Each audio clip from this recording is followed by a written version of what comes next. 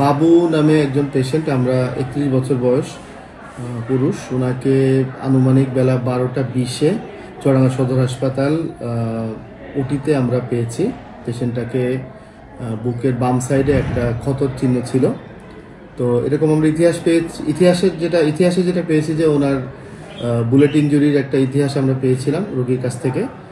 তো পেশেন্টকে প্রাথমিক শারীরিক পরীক্ষা নিরীক্ষা এবং বুকের এক্সরে করে আমরা সেই বুলেট যেটা ইতিহাসে বলছে সেটার অস্তিত্ব পাওয়া গেছে। চামড়া এবং মাংসের মধ্যেই জিনিসটা প্রথিত আছে। তো এখন পর্যন্ত রোগীর ক্লিনিক্যাল কন্ডিশন স্টেবল আছে।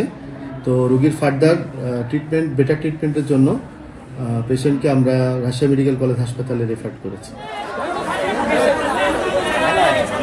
জেলা পুলিশের পক্ষ থেকে সব রকমের নিয়ম মেনেই ফায়ারিং কার্যক্রম চলছে, ঠিক আছে। এটা একটা ঘটনা আমরা শুনেছি যে মাঠ থেকে নাকি সররাকি লেগেছে নাকি, এরকম একটা ঘটনা শুনেছি। এখানে হাসপাতালে আসছে, এক্সরে করছে, রিপোর্ট ভালো। তারপর আরও ভালো চিকিৎসার জন্য আমরা তাকে রাজশাহী মেডিকেলে রেফার করা হয়েছে ডাক্তারের পরামর্শ নিয়ে। আপনাদের যে মসজিদকালীন মহড়া বা যেটা চলছিল, ফায়ারিং চলছিল দিবসটা, সেটা বিজিবি ক্যাম্পে চলছিল না আপনাদের কোথায় চলছিল? না, ওটা বিজিবি ক্যাম্পের পিছনে ফায়ারিং মাঠ আছে, এটা আমরা শুনেছি। হ্যাঁ, ওখানে ফায়ারিং কার্য চলছিল, সব নিয়ম মেনে চলছিল। কিন্তু এটা কিভাবে হয়েছে সেটা আমরা তদন্ত দেখতে হবে। ইনার বুকে কিভাবে বেঁধলো সেটা আমাদের ভালো করে তদন্ত করে দেখতে হবে, কিভাবে লাগলো, কোথেকে লাগলো, কিভাবে লাগলো। হ্যাঁ, বিষয়টা অনুসন্ধানপূর্বক বলা যাবে।